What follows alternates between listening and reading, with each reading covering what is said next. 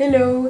Ouh, ça fait des mois et des mois que j'ai pas fait une vidéo, la vérité sûre. Alors le nom est pas très bien choisi et maintenant plus je fais des vidéos de ce type, plus je me rends compte que c'est pas spécialement la vérité sûre, c'est juste mon avis sur la question. Vous avez été beaucoup à me demander des vidéos de ce type sur l'annonce de Danielle Cohn qui a 15 ans, qui est née en 2004, qui a annoncé sur Instagram qu'elle était enceinte. Donc ça en a choqué beaucoup d'entre vous et ce que je peux comprendre. Et du coup beaucoup d'entre vous m'ont aussi demandé mon avis sur toutes ces filles Instagram qui grandissent trop vite, qui sont enceintes très tôt. Donc cette vidéo sera absolument pas dans le jugement, je vais prendre les cas de Kelina Eileen, donc elle est tombée enceinte à 16 ans, et de Danielle Cohn qui est tombée enceinte à 14 ans. Les deux n'ont pas spécialement la même situation et c'est pour ça que j'ai trouvé ça intéressant. Il y a beaucoup d'influenceuses qui sont très jeunes et qui sont enceintes, mais vu que je les suis pas vraiment et que je les connais pas, je connais pas trop leur situation, je peux pas trop en parler en fait et j'ai peur de dire des conneries. Donc voilà, un petit sujet assez intéressant dont on parle pas beaucoup sur YouTube, j'ai l'impression, en tout cas en France. Donc j'ai pas du tout préparé cette vidéo, je suis désolée, ça va être encore une fois un bordel organisé, mais on est habitué. Alors déjà, avant de rentrer dans le vif du sujet, des influenceuses qui grandissent très vite, qui tombent enceintes, etc.,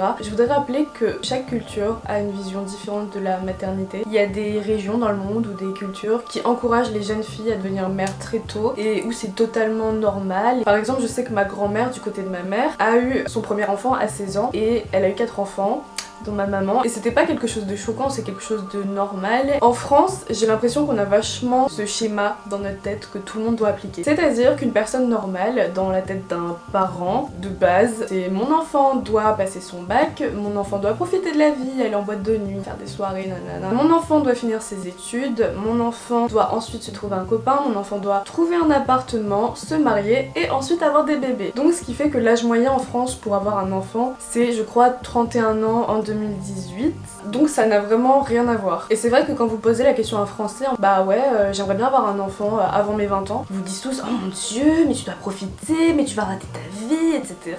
Alors qu'aux États-Unis, j'ai l'impression que c'est moins la façon de penser, dans le sens où si il y aura beaucoup de personnes qui vont te dire oui, d'abord finis tes études, achète une maison, marie-toi et ensuite fais un enfant. Mais ma cousine qui fait des études aux États-Unis m'a dit qu'elle, dans sa fac, en fait, il y a des jeunes filles donc qui ont son âge et qui ont une vingtaine d'années, un peu moins, un peu plus, et qui viennent à la fac avec leur bébé pour étudier, genre elles mettent leur landau sur la table et puis elles bossent. Donc pour nous Européens ça peut être choquant parce que je suis même pas sûre qu'en France dans les facs tu aies le droit d'amener ton bébé. Je veux pas dire de conneries mais je n'ai jamais entendu de personne qui m'a raconté une anecdote comme ça. Alors qu'aux États-Unis c'est moins choquant et ça se fait un petit peu plus. Je pense que vous avez remarqué sur YouTube il y a beaucoup de suggestions de vidéos en mode enceinte à 16 ans, enceinte à 14 ans, etc. Vlog, une journée dans ma vie de teen mom. Enfin je pourrais pas compter le nombre de vidéos de teen mom qu'il y a sur YouTube. Et c'est vrai qu'en France il y en a pas tellement. Du coup ça choque beaucoup plus. Je pense pas qu'il y a un problème de contraception aux États-Unis parce que tout le monde a accès à la contraception. Surtout que je sais que les Américaines privilégient plus les stérilés ou les implants que la pilule. Théoriquement un stérilet c'est plus fiable qu'une pilule, mais je pense juste que c'est assez tabou en fait et que peut-être que les Américains n'osent pas vraiment en parler ou juste que c'est la culture en fait. Je comprends que ça puisse beaucoup choquer en France ce genre de situation, mais sachez qu'aux États-Unis ça se fait beaucoup et même en France il y a beaucoup de mamans qui tombent enceintes jeunes, faut pas croire hein. Donc d'abord j'ai parlé vite fait du cas de Danielle Cohn, mais je parlerai beaucoup plus de Kelina Eileen parce que son cas me semble plus intéressant. Pour moi, il n'y a pas spécialement d'âge pour avoir un enfant. Si ton corps humain te dit que tu as tes règles, théoriquement tu peux être maman. Donc ton corps humain te fait comprendre que oui, tu peux être mère très jeune. Là je parle en mon nom. Pour être maman, je pense qu'il faut avoir une situation stable et de quoi élever un enfant. Pour moi c'est totalement scandaleux de faire un enfant quand tu n'as pas de situation stable, par exemple genre tu changes de copain toutes les 2 semaines, que tu vas en boîte de nuit, que tu préfères sortir, que t'es jamais chez toi, ou que vraiment t'as pas de sous, ou que t'es pas encore assez mature dans ta tête, ou que t'as pas vraiment de job, ou que t'as pas vraiment d'études. Je trouve ça vraiment dommage d'avoir un enfant quand on est dans ce genre de situation parce qu'un enfant ça demande tellement de sacrifices, ça demande tellement d'amour, d'attention, et puis ça coûte de l'argent. Et je pense que c'est pour ça qu'en France la moyenne est aussi élevée, c'est parce que les gens avant 30 ans, bah leur situation elle est pas tellement stable. À 30 ans, t'as fini tes études, t'as commencé à travailler, t'as économisé un peu de sous, tu viens peut-être d'acheter un appartement avec ton copain, avec qui tu sors depuis quelques mois, quelques années, t'as une voiture. La situation est beaucoup plus stable et sereine et adaptée à accueillir un enfant qu'une lycéenne qui vit chez papa-maman, qui a aucune intention de bouger ou aucune intention de travailler. Mais c'est pas le cas de tout le monde. Il y a des gens qui ont une situation stable très jeune. Donc je prends le cas de Danielle Cohn qui est vraiment riche. Donc elle, l'argent c'est pas un souci. Par contre au niveau relation, elle sort avec son copain depuis 5 mois et elle a dit qu'elle devrait accoucher normalement le 14 août 2019. Donc si mes calculs sont bons, ça veut dire qu'ils sont sortis ensemble en décembre. Du coup ça fait août, juillet, juin. Je suis un peu... Ils auraient conçu cet enfant entre la période où ils venaient juste de sortir ensemble et un mois après le début de leur relation. Je trouve que c'est un peu n'importe quoi. Alors elle a pas précisé vraiment si c'était un accident ou si c'était voulu, mais si cet enfant était voulu, je trouve que c'est n'importe quoi. Parce qu'un enfant il a vraiment besoin de ses deux parents, il a besoin d'une situation stable. Et si on connaît même pas la personne avec qui on va avoir un enfant, enfin je veux dire genre en 2 semaines t'as pas le temps de découvrir une personne. Par exemple la Ace Family, je sais que Austin et Catherine se sont mis à sortir ensemble et ils ont eu elle au bout de 2 ou 3 mois de relation. C'était pas prévu et ils sont quand même restés ensemble, ils ont quand même gardé le bébé. Mais vous pouvez voir en fait qu'il y a un truc qui va pas trop parce qu'au tout début de leur relation, quand ils venaient juste d'avoir elle, ça faisait quoi même pas 1 an qu'ils sortaient ensemble, ils s'appréciaient, ils se découvraient encore. Et vous pouvez voir que plus le temps passe et plus on voit aucune affection entre eux parce que je pense qu'ils se sont trop précipités et ils ont vu un peu tard qu'ils se correspondaient pas vraiment. Enfin je veux dire, dans toutes les vidéos ça se voit vraiment que l'un tape sur les nerfs de l'autre. Enfin ça se voit quand 2 personnes sont amoureuses, quand 2 personnes se plaisent. Et c'est pas parce que 2 personnes font un enfant ensemble qu'elles s'aiment vraiment. Il faut pas seulement une situation financière adaptée, il faut aussi une situation familiale adaptée. Déjà sortir depuis plusieurs mois voire plusieurs années avant de penser à faire un enfant. Et la famille Daniel Cohn est très présente à ses côtés, enfin ses parents sont toujours là pour elle, enfin ils lui organisent une baby shower trop mignonne. Même si le père est pas spécialement là, tu vois, je pense que c'est très important pour une fille jeune d'avoir une famille qui l'entoure vraiment parce qu'elle pourra quand même y arriver. Donc voilà, au tout début j'ai cru que c'était un prank parce qu'elle en a jamais parlé. Ça veut dire qu'elle aurait gardé sa grossesse pendant genre 5-6 mois. Pour une fille qui poste toute sa vie sur Instagram, qui se pose toujours en bikini et que personne n'ait jamais remarqué ça, ça me paraissait un peu bizarre. Mais c'est également ce qu'a fait Kelly Eileen, dont on va parler maintenant. Alors Kelly Eileen, vous savez que je la suis depuis des années, je la suivais bien avant qu'elle soit enceinte et j'avais vraiment du mal avec cette fille. Mais je continue à la suivre parce que justement il y avait pas mal de drama et je pouvais en faire des vidéos. C'est un peu bizarre comme façon de penser. Et en fait, plus je l'ai regardée et plus j'ai apprécié cette fille. Je trouve qu'elle a beaucoup évolué et que son histoire pourrait en inspirer beaucoup qui sont dans ce cas. Donc Kelly Eileen est tombée enceinte à 16 ans. Donc en gros l'histoire c'est qu'elle s'était remise avec un de ses ex. Bon bref, ils se sont retrouvés, ils se sont fait plein de gros câlins et ils se sont pas protégés parce qu'en gros le médecin lui avait dit qu'elle avait un kyste sur les ovaires et qu'en gros elle aurait beaucoup de mal à avoir un enfant. Du coup elle s'est dit ah mais trop génial, j'ai pas utilisé de contraception. Et elle est tombée enceinte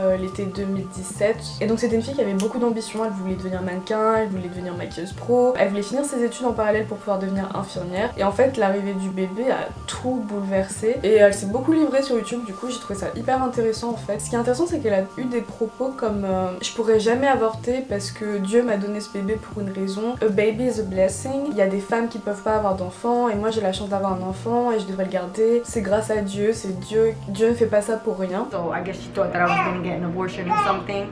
But I knew in my heart that is something that I did not want to do. I did not want to get an abortion. Et ça aussi j'ai l'impression que beaucoup d'Américains sont très croyants et pensent beaucoup comme ça.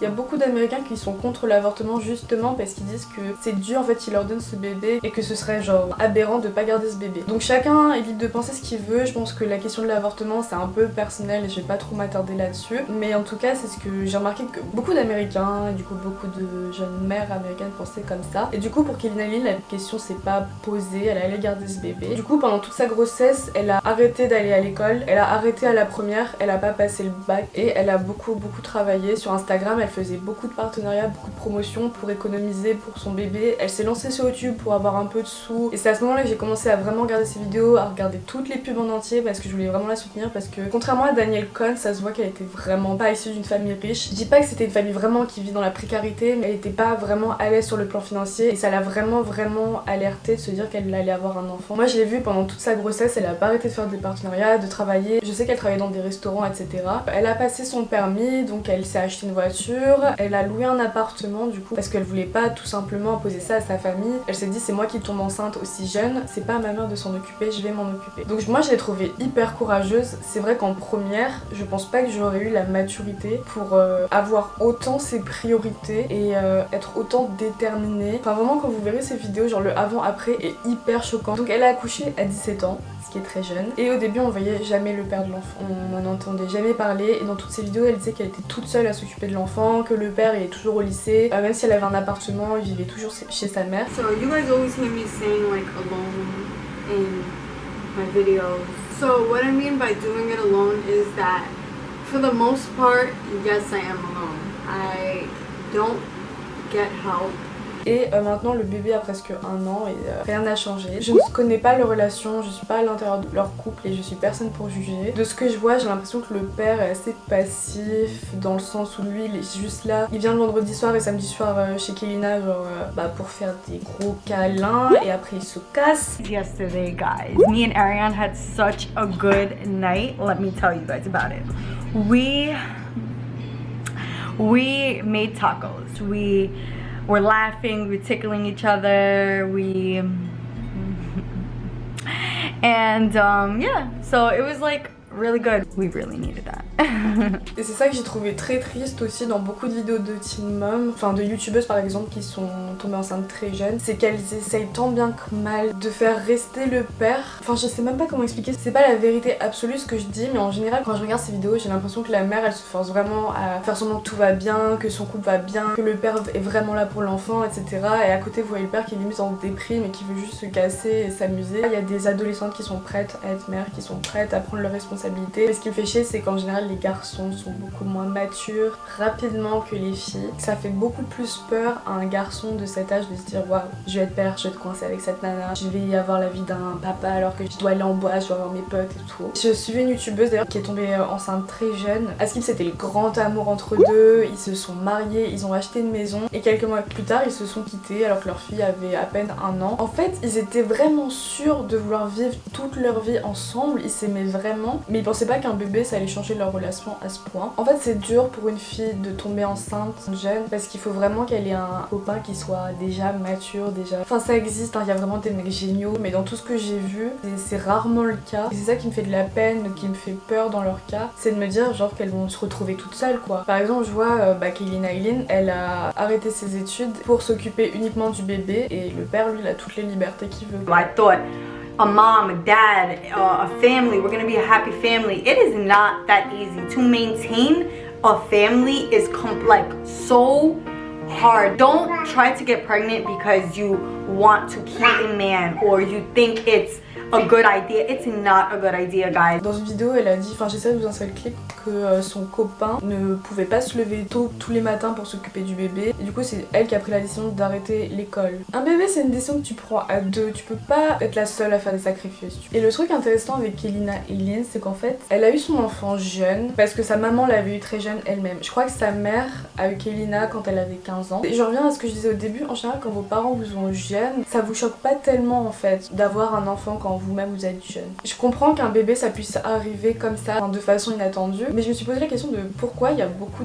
d'influences, même pas des influenceuses, enfin moi je vous parle d'influenceuses parce que je regarde des vidéos YouTube, mais il y a beaucoup de gens qui sont dans ce cas et qui font pas de vidéos YouTube. Mais pourquoi il y a autant de filles jeunes qui souhaitent avoir un enfant avant leurs 20 ans?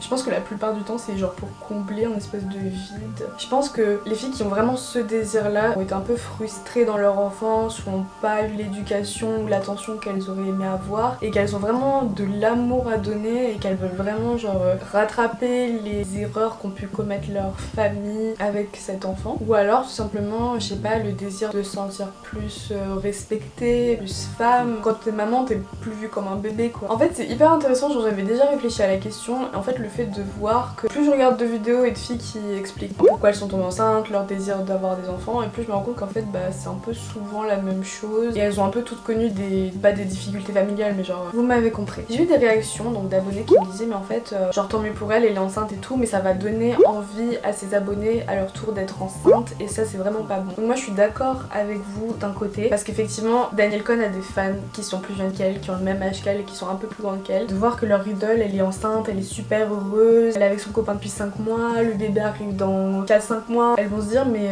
moi aussi j'ai envie d'être heureuse en fait, moi aussi je peux le faire, si mon idole le fait moi aussi je peux le faire. Donc d'un côté c'est un problème parce que comme je le dis tout le monde n'a pas la maturité, tout le monde n'a pas la situation adaptée pour avoir un enfant, mais d'un côté en fait genre elle peut pas cacher sa grossesse, enfin à quoi ça servirait, et puis c'est une part de sa vie, même si elle a pas envie d'exposer son enfant elle doit pas cacher le fait qu'elle en est un. Et en fait Kelina Eileen elle avait caché une grosse partie de sa grossesse en fait parce qu'elle avait vraiment peur de la réaction des réseaux sociaux. Je trouve qu'il y a un problème là-dessus aussi, c'est qu'en fait c'est pas parce que vous parlez à un influenceur, vous parlez à un youtubeur, que vous dites il a des millions d'abonnés, des milliers de vues, qui reçoit des commentaires de hate tous les jours, que vous pouvez vous permettre de lui parler n'importe comment. Je regardais des commentaires et c'était horrible, c'était genre j'espère que ton bébé va mourir, tu le mérites pas, ça tu sais pas fermer tes jambes, genre c'est hyper violent. Déjà l'adolescence c'est pas facile et si en plus t'es enceinte et que tous les jours tu reçois des messages comme ça, enfin ça me fait beaucoup de peine et je me dis que ces filles qui sont jeunes sont quand même très fortes mentalement parce qu'il faut endurer la grossesse, il faut endurer les réseaux sociaux en plus. 14 ans ça reste très jeune quand même. À partir de 16 ans moi ça me choque beaucoup moins parce qu'à 16 ans t'as quand même vécu des trucs qui te permettent d'avoir du recul. À 16 ans tu peux travailler, à 18 ans tu passes ton bac et puis tu peux toujours trouver du travail après même si t'as que le bac, aux États-Unis aussi. Alors que 14 ans c'est quand même hyper jeune, genre tu te dis 2 ans en arrière t'avais 12 ans et tu venais d'entrer en 6ème. Voilà, moi je pense qu'il y a des bonnes mères à tout âge, il y a des mamans qui ont 16 ans qui sont d'excellentes mamans et puis vous pouvez avoir des mamans qui sont mères à 30 ans et qui sont des mauvaises mamans. Il n'y a pas vraiment d'âge pour être maman, il y a juste une certaine maturité à avoir, une certaine situation. Et moi ce qui me fait de la peine c'est d'entendre vraiment autant de gens dire t'as eu un enfant, ta vie elle est gâchée. C'est comme si tu pouvais pas profiter avec ton enfant. C'est hyper péjoratif, c'est hyper négatif. Après je comprends que les gens disent ça parce qu'un enfant c'est pas un poupon non plus. J'ai l'impression que les filles sur Instagram elles se disent ah c'est un peu la mode de tomber enceinte, Cardi B elle est tombée enceinte, mes instagrammeuses préférées sont tombées enceintes, il y a la S Amélie qui ont des bébés, c'est trop mignon. Oui sauf qu'un enfant ça grandit en fait et dès que t'as un enfant c'est pour le restant de ta vie. Un enfant il va pas rester nourrisson toute sa vie. J'ai l'impression que beaucoup de filles sont pas vraiment conscientes de tout ce que ça représente. Donc voilà, je sais pas vraiment à quoi servait cette vidéo, j'ai un peu raconté mon avis